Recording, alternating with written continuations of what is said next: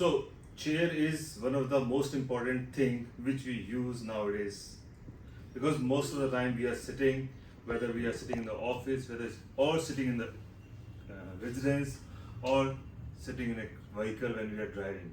So that is one of the most important thing which we use throughout the day. And यहीं पर बहुत सारे postures भी खराब होते हैं.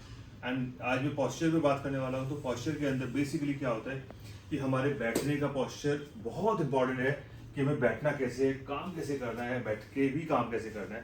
तो कुछ डूज एंड डोंट्स कि पहले चेयर में क्या क्या करना चाहिए. तो हमेशा जिस भी चेयर में बैठते हैं तो does first of all the कि हमारी जो हिप है that should touch the back of the seat and the lower border of the back rest. तो ये हमारा टच होना चाहिए. दूसरा, उस दौरान में हमारे फीट फ्लैट होने चाहिए and we should get a support in the back, the lower area. So this is the right way of sitting in a chair while working.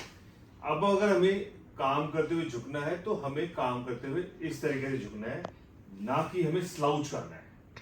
And this is another thing which we people do many times in a wrong manner, and that's they how develop the problem in their back area. So now if you, what we do is, फिर एक question आता है लोगों का कि chair कैसी होनी चाहिए, चेयर की हाइट कैसे डिसाइड करनी चाहिए. So that the example for that is कि जिस भी चेयर के पास अपने बैठना है उस चेयर का जो बॉर्डर है, द सीट, वो हमारे घुटने के जो नीचे का टिप है इसके साथ टच होनी चाहिए. For example, if I reduce this now, if I reduce this particular area, या so now the border of seat is now touching me this area.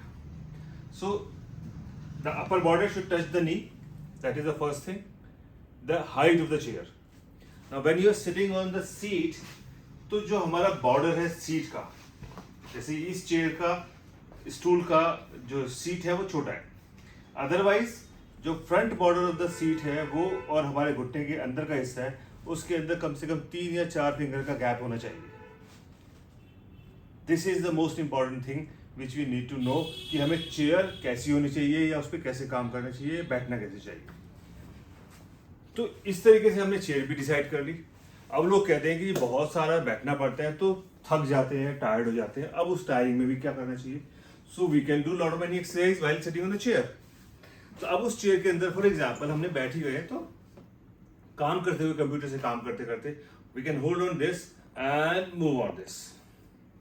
This is one exercise which you can do any number of times during your working hours.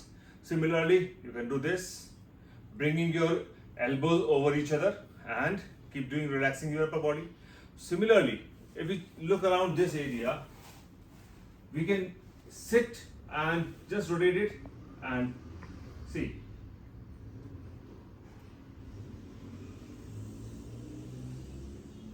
Similarly, you can sit on this and then go. I just turn around this way. Now you can see.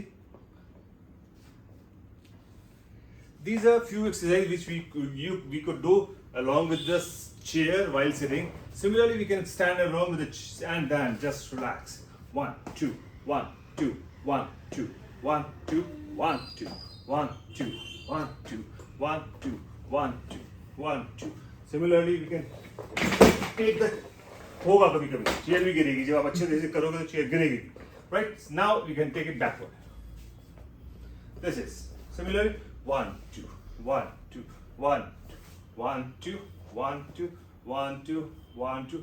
हम इसको बिना पकड़े भी कर सकते हैं, लेकिन मैंने चेयर को अपने साथ पार्ट बनाया है तो इसलिए I am holding the chair.